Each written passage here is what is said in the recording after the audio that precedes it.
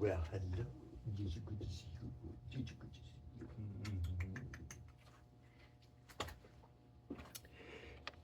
Good morning, good afternoon, good evening. Trying to keep this straight and to the point here, as much as I'm able to do that, right? Hope you guys are doing well.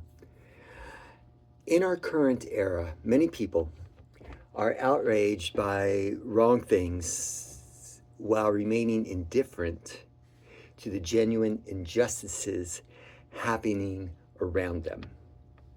Outrage is a waste of time if it's not followed by action, right? Writing letters, making phone calls, and participating in marches are all simple ways to express profound concern. However, even these actions must be tempered before one turns the dial up to outrage.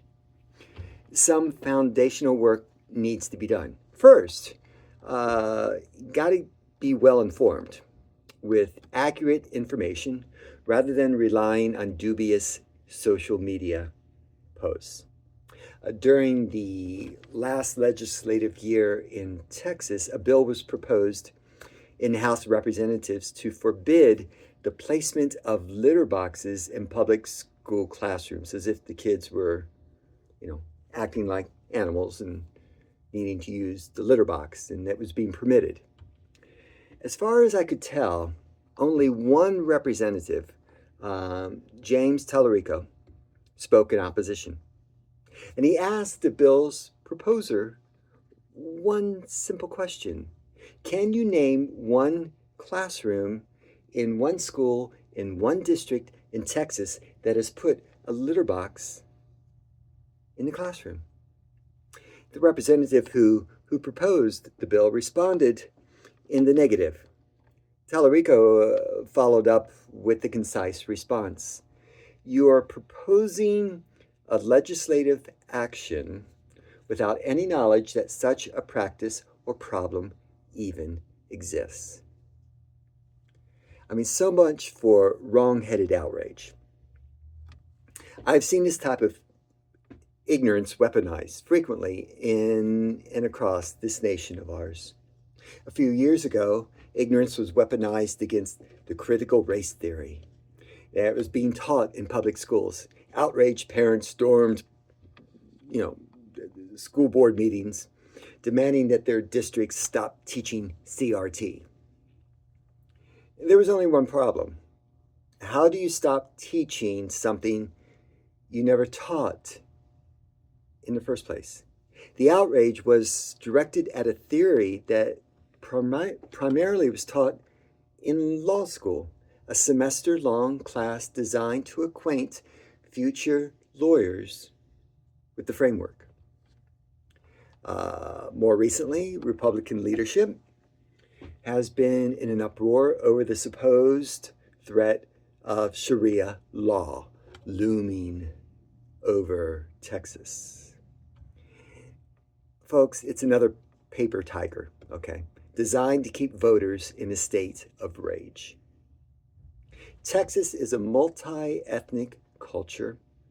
The latest figures place the Muslim population at a maximum of about 422,000 in a state of 31.7 million.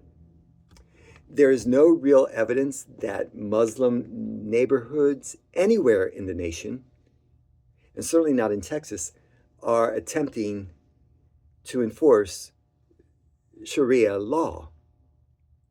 It helps to understand Sharia if you want to, okay? The truth is easily accessible via any AI app or search engine for those who prefer facts over hysteria.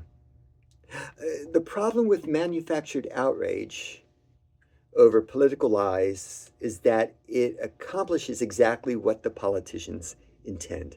It distracts us from the issues that are more troubling, illegal, and unconstitutional. Research consistently shows most crime in America is homegrown.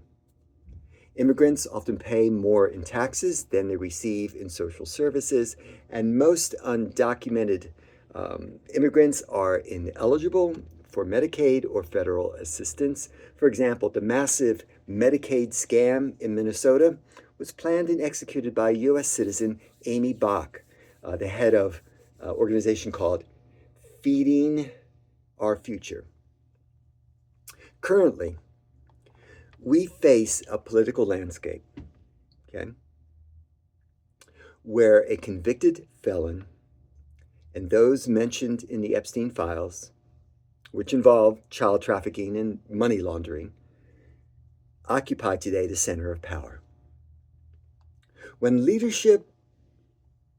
such leadership oversees the destruction of international alliances, the deployment of poorly trained agents, and the violation of civil laws, they rely on these distractions that I've mentioned to maintain their grip. Outrage can be appropriate, but it should not be spent on phantom issues. Okay? It should be reserved for the real injustices being perpetrated in our time. Amen. Take care. God bless you. Peace be with you. Love you.